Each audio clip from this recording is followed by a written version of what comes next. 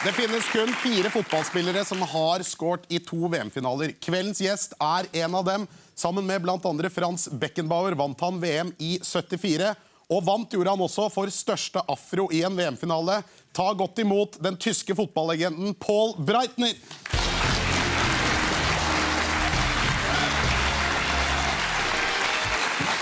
Hello. Guten Abend.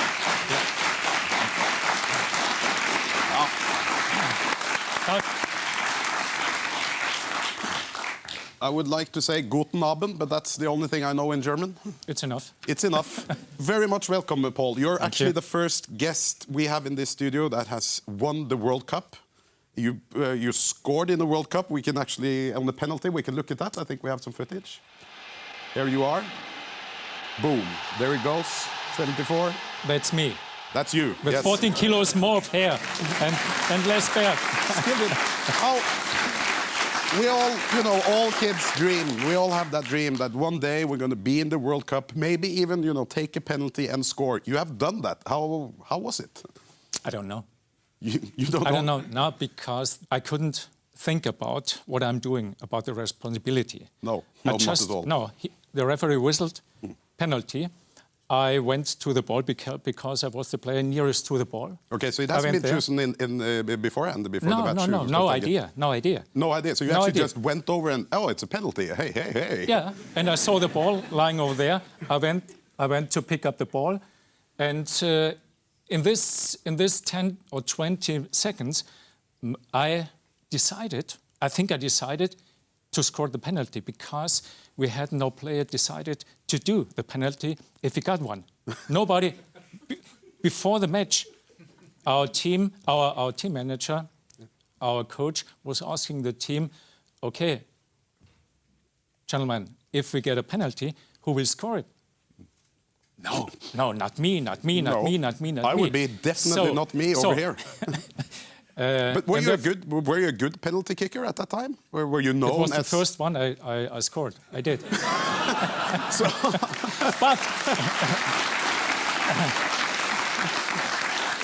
But it was like in real life, learning by doing. Of course. So it was the first one, and later on I did a lot of. You did a lot of them. But do you think it was your teammates when they think, Paul, what is he doing? Why he's going to take our penalty? I heard nobody. There have been about 80,000 people in the stadium. I heard nothing. I was just concentrated in scoring. So I did what many footballers do best. They don't think. Don't think. Don't think. Don't think. Very good. I just would become world champion. How do you celebrate something when you just won the whole shebang? Celebrating is not the right word because at 10 o'clock in the morning, I would watch the final in the Austrian television. They repeated the final. And I was watching the final laying on the couch, and then came the 25th minute. I saw the referee whistling the penalty, and I jumped up. I started to sweat.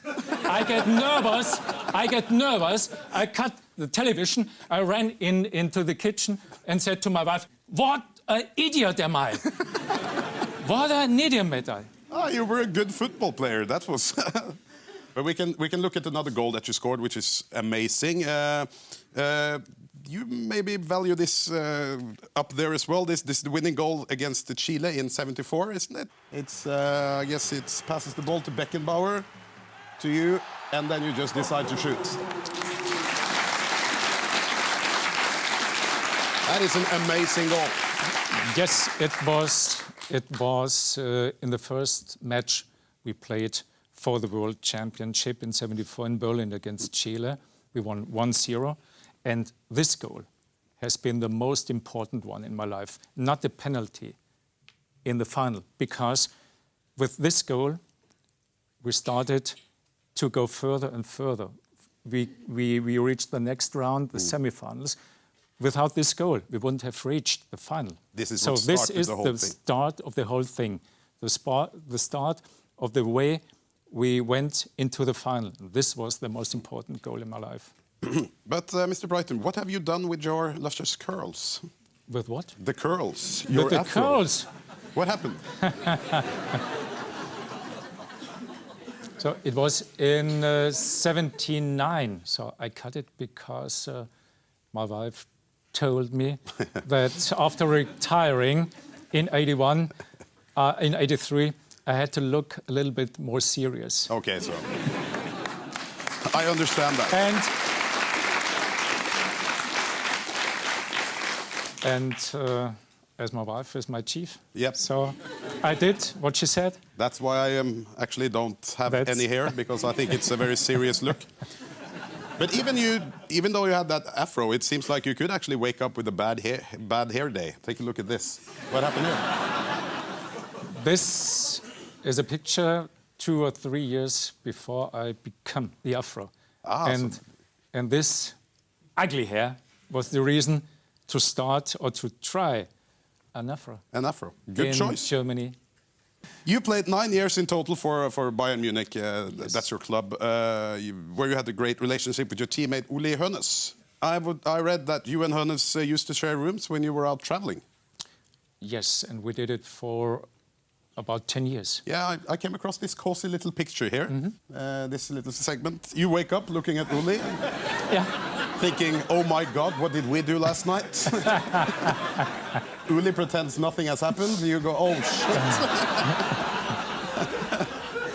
When you're that much together, you can always start to. It looks like a married couple, basically. When you're out traveling, you see that guy, and then you always want. So we spent around 320 days a year together in hotels. In hotels. Or in planes or in buses, everywhere else. And we sometimes, or after 3 or 4 years, we started to react and to live like old married people.